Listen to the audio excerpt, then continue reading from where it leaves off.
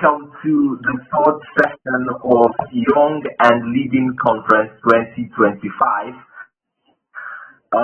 It's been an amazing moment from day one to day two. It was all fire.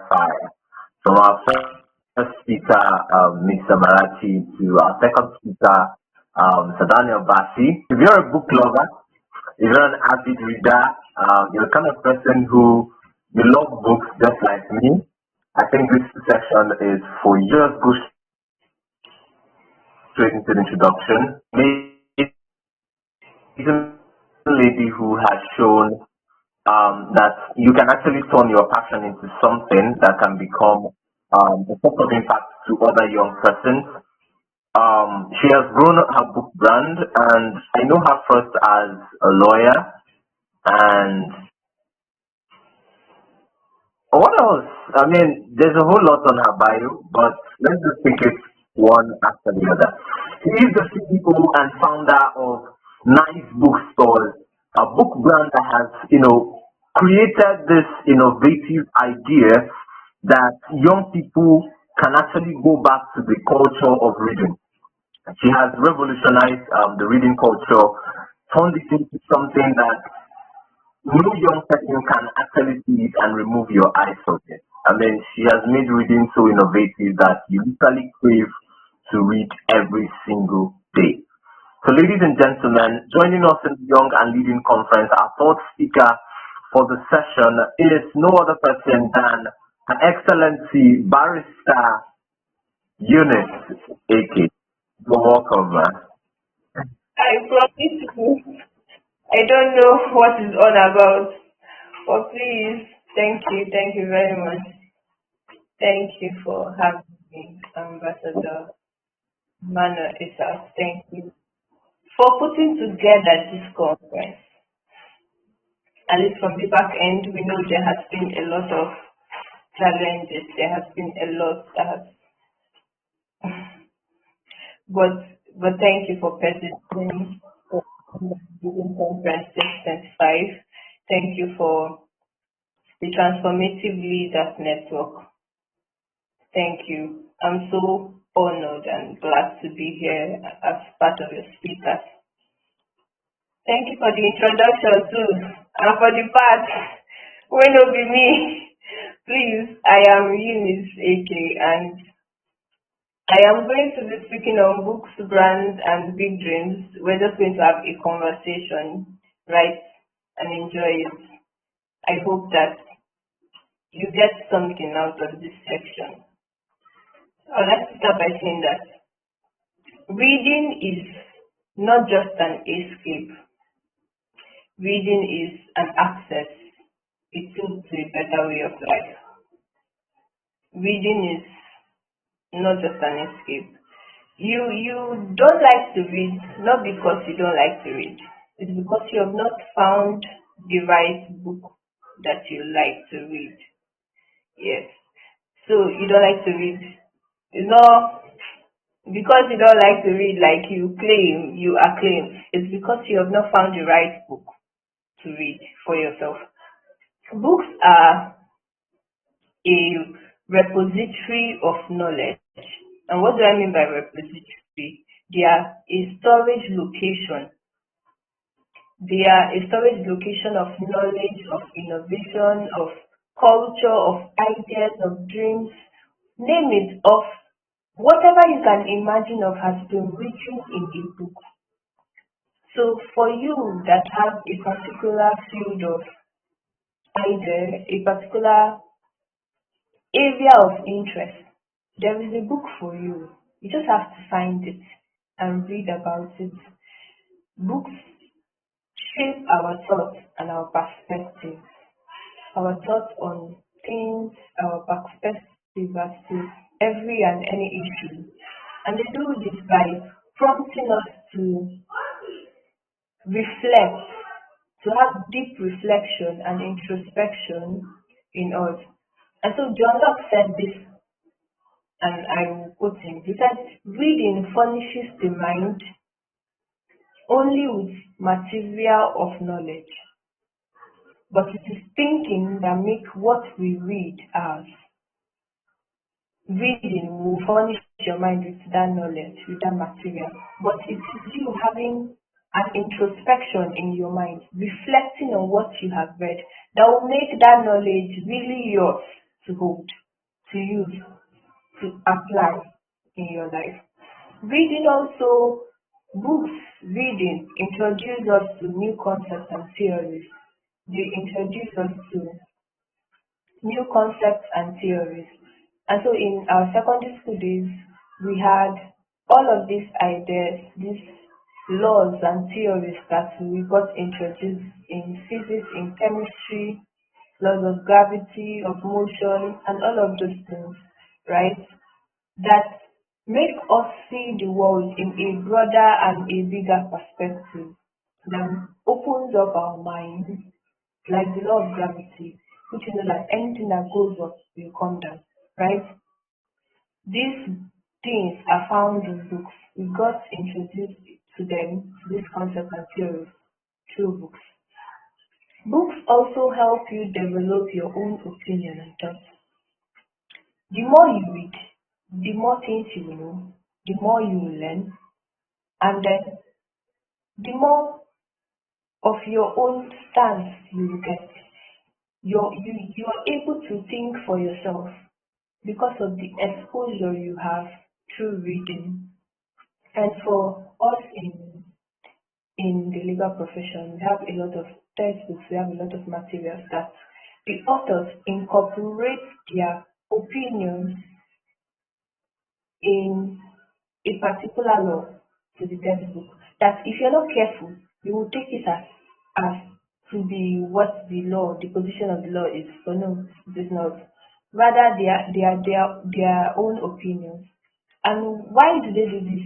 It's to help us to also build an opinion for ourselves, to think for ourselves, right? It is not cliche when people say that books are portals to new words of ideas, books are portals to new imaginations and the like. Mind you, this is not restricted to just a particular kind of book, a particular category of book. No, it's not restricted to that. It is for biographies, it is for fiction, it is for non-fiction, it is for informative books, name them, for historical books and the like, right? Books challenge our assumptions and biases. We are different people, we are all different people based from different places, different backgrounds and the like. But then books challenge these assumptions, our backgrounds, help us to see the world in a wider lens, to experience culture, to experience different perspectives of things. So one of the books that have greatly impacted my life is not even as it is a fiction, it's a non-fiction, Battlefield of the Mind by Joyce Meyer has greatly impacted my life. And so the book, just a little backstory to that I just said. I used to really like reading fiction. I was very restrictive as to the kind of books I read in secondary school especially. I was the kind of person that there is no book that comes into my class that will not go through my desk literally. I loved reading fiction, novels, and then with time I began to develop more interest in different categories of books, and I can say that they have helped my growth. They have impacted my life. The impact of books are enormous. They are a lot, very numerous to mention, right? And so books are treasures. Books are treasures, valuable treasures for us to discover. Books impact your life by offering expert insights and in-depth knowledge to things, to particular fields, to different areas of life.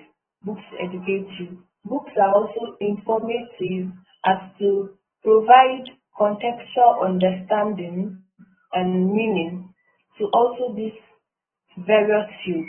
They are not just educating you, but they provide this contextual meaning as to the history, the significance of the various fields and the likes, and also informative to keep researchers abreast with the area of research that they are looking out for, and keep you also up to trends.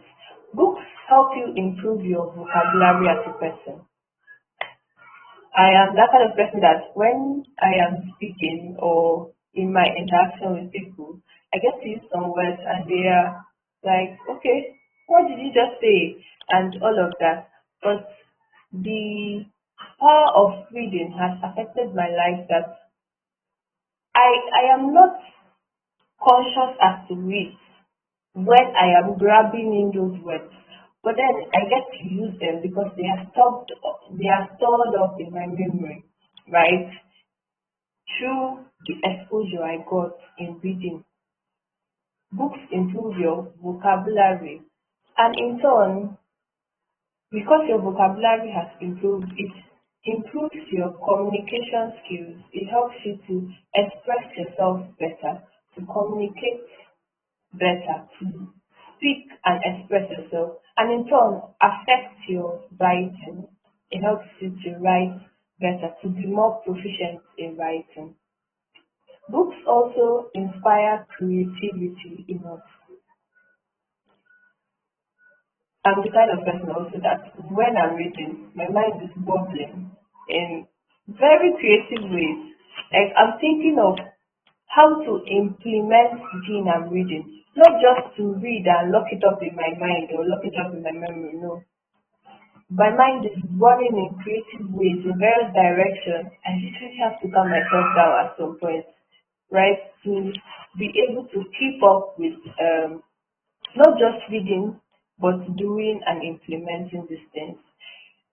Books help you to think out of the box, to inspire you to grow more, to improve yourself and be the best version of yourself. A lot of persons also make uninformed decisions because they don't read. And this is the impact that books can help you have. When you read, when you are exposed to this wealth of idea and knowledge and resource, you make better decisions. You make better informed decisions. The power of books is such that will help you see the various views to things, to have a balanced perspective, to you see this the right side of the coin, you see the left side, you see the flip, the various sides to it, and make better decisions for yourself. Studies have shown that reading is not just for mental stimulation to help to juggle your mind, to juggle your memory, no, but it is a long-term brain protection technique. Studies have shown that reading will help preserve your memory. Research from the National Institute of Research shows that people that don't engage in reading regularly have a reduced connectivity in brain regions responsible for memory, for language, and for imagination. And so a Yale study also has found that people that read books for at least 30 minutes per day have lived nearly 2 years longer than people that don't read. And I think these are things to challenge us and for us to become better readers. So one of the limiting factors is that people sit comfortably in a position where I'm not the reading type and this balance very well, cross legs and acclaim that they are not the reading type, right? But this will not in any way help you. The books, one of the limiting factors that I have found out personally is that for persons that claim that they are not the reading type and sit on that particular place, I'm not the reading type, balance very well and cross their legs. It's not really because they are not the reading type. Because my question to these people are, you read billboard signs, you read WhatsApp messages, you read Facebook posts, you read text, you read all of these things. So you cannot tell me you're not a reading type. You just have not developed the habit of regular reading. That's the problem, and that's the big difference between someone that is really an avid reader and to you that is claiming not to be the reading type. And this can result to shorter attention span, and that is like a very big issue with our young persons of these days. I'm a young person, I'm saying it, so it's the truth. It's a very big issue. It can result to lack of problem solving skills. It can result to limited vocabulary and you not being able to express yourself as you should. It can result to slower cognitive processing. Your mind, your brain, everything is slow as to thinking, as to speaking, as to processing things. Today, choose to develop a regular reading habit rather than staying in a particular position of I'm not the reading type and you're comfortable there. Moving on, I'll be talking about branding and big dreams. Beyond the color palette, beyond the logo, beyond the flyer, beyond every design, what really is a brand is the question. Branding is an experience. Branding is your reputation. Branding is what people say about you when you're not in the room. All of the elements I mentioned earlier are very important. Your logo, your design, your flyer, your colors, all of these things are very important. But what really do people know about you? What can they say about you? What impression and impact have you had on them that they can say about you? And so for me, I want to make in the mind of everyone that comes across the brand NYZE Bookstores, I want to impress into them and impact in their lives that reading can be so much more than a chore. Reading is a life skill you can cultivate for yourself. I want to hand over to them books as a tool of transformation for their lives. And so it's the energy, the experience, the feel I want my brand to have in the minds of everyone that comes across us. I want to leave you with something beyond just books after you've encountered us, after we have crossed paths. Before you get to the point of branding, say a business, say you want to even have a bookstore, right? Before you get to the point of branding what you want to do, you must ask yourself this very important question. What does my brand stand for? What do I want to be known for? What do I want to really stand for? What value do I want to offer to these people? Who are my target audience? Am I looking at the old, the young, the middle class? Which category of persons do I want to serve with this purpose, with this vision I have for my brand? What problem? These questions are very important for us all to answer. And after answering these questions, you can now ensure that the 5 P's of branding are set in place for your brand to really stand. So I'll mention the 5 P's of branding, which are purpose. What do you exist for? I said earlier, beyond profit, beyond the business you're doing, if it is removed from you, what do you exist for? What is the purpose behind it that you're running with? Number 2, what promise do you offer to the people that come across you, right? What's the consistent promise, the experience you encounter by coming across your brand? by coming across what you're bringing to the table. What is the personality of your brand? What is the vibe and the energy that your brand brings to the room? What is the feel that they get off your brand?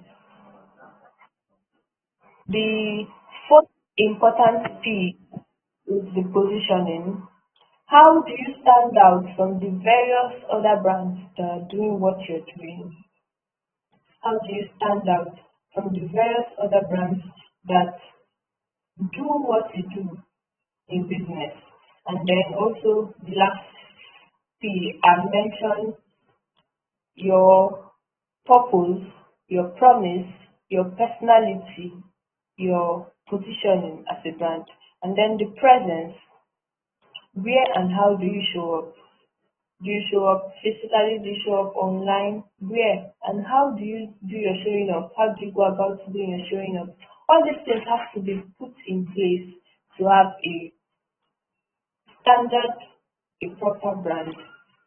And so when all of your 5 P's align, you don't just have a brand, right? You're proud of. You don't just have a business that you enjoy doing because you enjoy doing it. You have something worthwhile that you're building. You have something that will impact life, that will last, that will pass the test of time that you're building.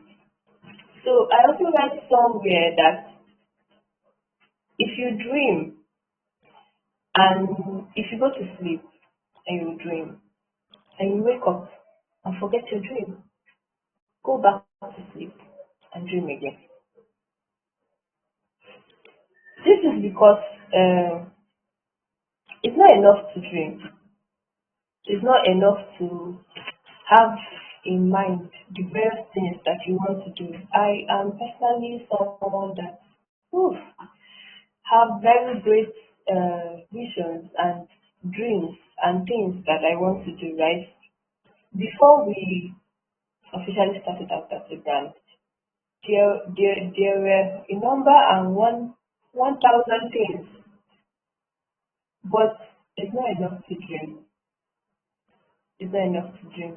Dream wide, dream big, but let it be that when you wake up from your dream, you're doing something. And that is why I said that if you dream and you forget your dream, go back to sleep and dream again. So that when you wake up, you're walking with your dream. You're running with that vision, with that ambition, with that plan. So many of us young people, we have a lot of big dreams that have been placed in our hearts. We have a lot of things that we want to do with our lives, right? But the question is, are you really putting in the work? Are you really working when you wake up from your dream? Are you really doing something? Have you been able to turn that dream into reality? Or is it still a dream to you? These are the questions I would like you to answer for yourself. And I would also want to take a scripture, Proverbs chapter 22, verse 29. It says, "Seest thou a man diligent in his business?" For a man to be diligent, he must have first dreamed. You must have first dreamt of something. You must have first have something you're working with for you to be diligent. And diligent here is diligent in every sense of it.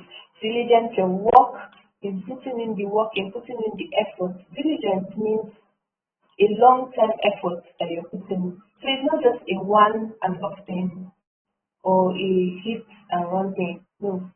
Diligence is you putting in the work, putting in the sleepless nights, refining your skills, putting in the effort, right, into that dream. So you must have first dreamt of something. You must have first have a vision in mind before you are able to put in the work to the vision, to the dream that you have in mind. And the continuation of that scripture says, "He will stand before kings. He will serve kings. He will not stand before mean men." Do not stand before unknown men. Ideas on paper, I posted this today because it's something too that I have been reflecting deeply on. Ideas on paper don't just get anything done. The idea is on paper. We jump out from the paper and manifest and become reality. No. Ideas on paper don't just get anything done. Rather, you have to sit down, clarify really what it is that your idea is. Clarify on what your idea is. Make research, gather information about the idea, right? You have a dream, you have something you're passionate about, you have a vision. You must first clarify who is my vision for. You must first clarify, then gather information and make your research on your vision. Brainstorm on those ideas before you can start developing them. Then after you have developed a structure to the idea, you will now revisit and refine them. But note that I said earlier that you need to brainstorm on them. As an idea that you have gotten a vision, you have made your research and you know a thing or two about them, you will still sit on your own as a person and brainstorm fully on those ideas before you can now move further to developing a structure, move further to refining it to something presentable that you can offer the world as value, something you can present. After you have refined the idea, you can now visualize it, test it, right? And implement your idea. Ideas on paper don't just get anything done, but putting in the work into your idea, being diligent with your dreams is what gets things done. I'll say that again. Being diligent with your dreams is what gets things done. Is what gets things done, not just having them as ideas. So here's the thing. Be strategic to know what to start with. In your big dreams, in the 1,000 big dreams that you have, be strategic to know what to start with. In all of your big dreams, you definitely cannot start out doing everything right at once. You just have to start. Start somewhere. Start with one thing. Start with something. Start now.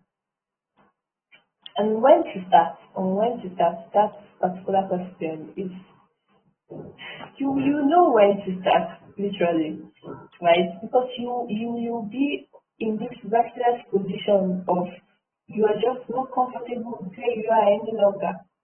And that's a good time to start. But then, especially for people that are genuine believers and Christians, God leading you to, you will know when to start. Seek counsel when you want to start out. In the multitude of counsels, there's safety. In the multitude of counselors, there's safety. Seek counsel when you want to start. This is because you don't just want to run off nowhere. You want to have a direction, clarity, clear-cut action plans as to where you're going to, right? So seek counsel when you want to start. Don't just start out. Dream big, dream bold. Dream big, dream bold. If your dreams don't scare you, it's a call to dream again. It's a call to do something, dream again. So I looked at books, brands, and big dreams. Moving from a position of pop passion for myself as a lover of books to wielding books as a tool of impact for people.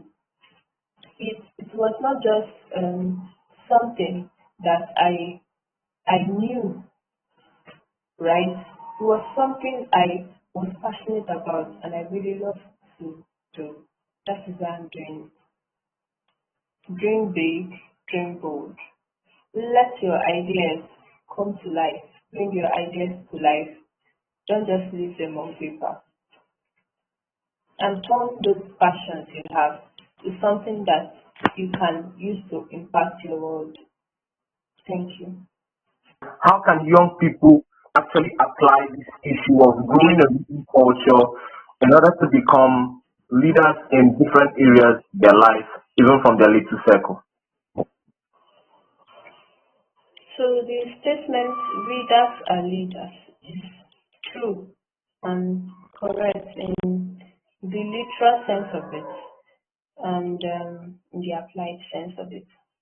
So here's the thing, for every leader you can think of right now, name them: Barack Obama, Nelson Mandela, name them, just any leader that comes to mind. They are all leaders.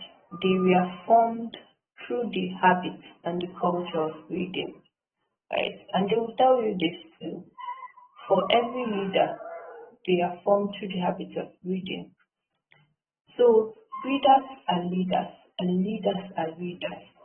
For you to go to a certain extent, for you to really develop your mind, expand your mind, your view and perspective to things, to various ideas, to cultures, to various and any area of things, you have to be someone that is given to reading, exposed to the wealth and knowledge that books provide. In any form you can find yourself reading, please do. You have to intentionally build that habit and culture. I know for us in the African spectrum that grow up with this mentality, they already said it now. If you want to hide a thing from an African man, put it in a book or it's a quote, right? For us, we have to first deal with that mindset that you cannot read or you can't discipline yourself to read. And I said it earlier too that for many people that sit on that position of I'm not the reading type, you're actually the reading type. It's just that you have not discovered how much more and how well you can read by stretching yourself to consistently build a reading culture and habit. And so readers and leaders in every sense of it. In the literal sense and in the practical sense, leaders are readers. Thank you for the question. Despite the fact that we still have a larger number of people saying, I don't read, I can't speak for hours to read. No. Now, let me ask this question. The innovative nature of technology has made it very easy for us to access certain books and read online. How essence or to what extent is hard copy reading going into extinction? And do you think technology has helped in the area of developing reading culture, or that kills it, where young people no longer prefer hard copy, they now prefer the soft copy, and you see young people trying to read the soft copy of a book, and before you know this, they answer and reply one chat, they reply, open this, open that, and they no longer concentrate to read. So, do you think hard copy reading is going into extinction? And if you were to suggest what's the best nature of reading, should it be the soft copy online or the hard copy? Hard copy is to some extent going into extinction, but as part of the drive and the passion I have is to push that we revive that culture of also reading hard copies. But here's the thing, we also embrace the new, the technology, the ease it brings to us. But I have a problem with people that deceive themselves. and claim that they are actually reading soft copy, why they are not reading, right? That is where I have a problem. You can actually prefer soft copies to hard copy, right? Or you can prefer hard copy to soft copy. Anyone can work for you. But let it be that you are actually reading, whether you're reading soft copy or hard copy.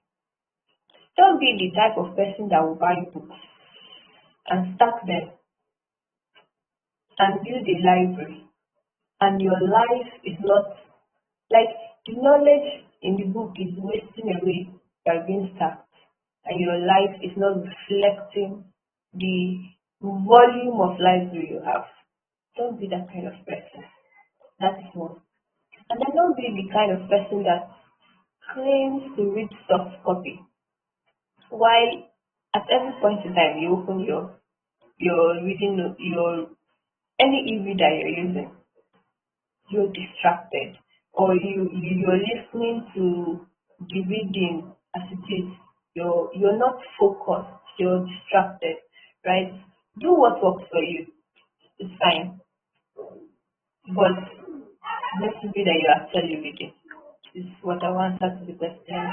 True, hard copies are going into extinction, but as much as possible, we're trying to revive the reading culture to make people to understand that if soft copy is not working for you, please use hard copy. Detox from your phone. You can say, okay, this number of hours, I'm just going to put my phone in DND mode and keep it aside and read a hard copy book. So you're more intentional to building that reading culture and reading habits. Thank you. Still on the issue of having this hard copy, I saw a video. Someone said it was a video, a transition video. Someone said how we used to be and how it is now. And in the how we used to be, you see a train full of people, and you see everyone having a hard copy of a book in their hand, right? And then you now see people engaging, maybe on one side of the train, you see people engaging in conversations because of what they are reading, probably in the newspaper or in the book. You see book clubs where people come with hard copy of books they've read over the week, and the reviews are being done. And then you now see the other side where you see how it is now. Everyone has a smartphone. There's no more, that discipline of sitting together to discuss or dialogue over a book, lessons over it. So what's your advice to young people, understanding that technology sometimes to an extent has caused a lot of distractions? What is your advice to every young person who wants to lead, who wants to be a great leader in their sphere as regards to building a reading culture? So let's just take the advice you have for them and then probably recommend books that they can read in order to build up leadership qualities and leadership systems.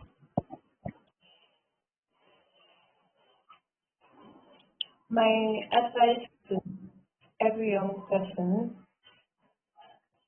who wants to be a good person, that's when we remove leadership now or that you're leading or whatever, is to read. Read. The power of reading, the impact that reading can have in your life and in your heart, in your work as an individual, they are numerous. I've mentioned a lot of them before. Reading will help you to unassume things, to help you make better decisions, informed decisions.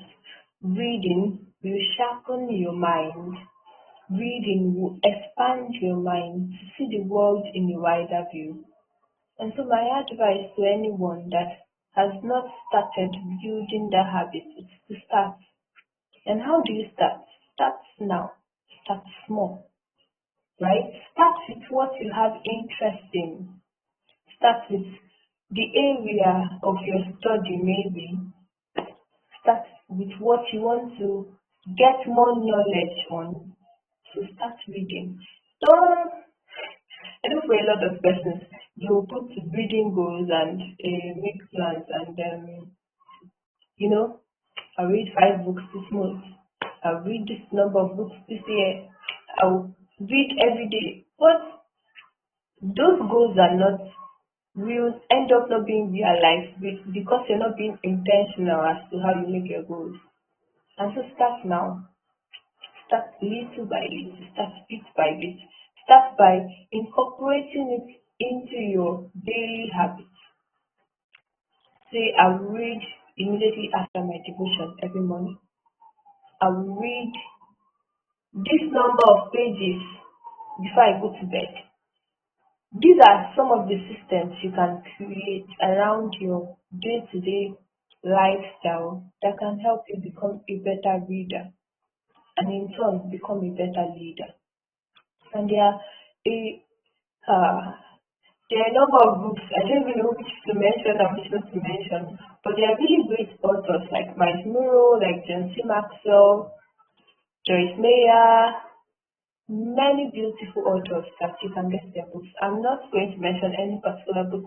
These authors at least are a start for anyone that wants to start reading as a leader and start reading as a person. So start already. Stop procrastinating. That's the problem. If you want to read with your phone, you can start by, now it's easier. You put your phone on focus mode to deactivate some apps that will distract you. If you know that you want to read the soft copy, you want to read on your phone, right? Put your phone on focus mode to deactivate some apps and be focused on. If you want to read for 15 minutes, make sure you maximize that 15 minutes into reading something productive. If you want to read for 30 minutes or an hour, but let it be that you're really reading. That's the thing, that you're not deceiving yourself. Thank you for the question. That's amazing. Make sure you are reading. Make sure. Okay. I'm sounding this as a warning. Make sure you are reading. Don't deceive yourself and say you're pressing phone.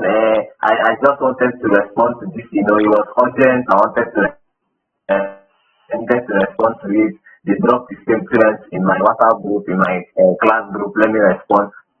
Make sure you are reading. There's a whole lot of impact that reading has done. I once had this issue of, having a full library and not maximizing it. But by the time I started, reading, it got to a point where it literally became part of me that I carry books around, and to the point that I can be eating and be reading. It became so addictive to that point, and it has helped. So if you're a young person who is watching this and listening, read. All right, readers are leaders. It is true both theoretically and practically.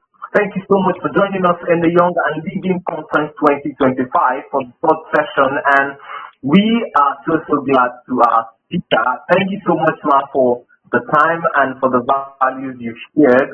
For those of you who still don't know her, let me just do a short introduction. Her name is Miss Eunice AK, and she is the CEO, NYZE Bookstores.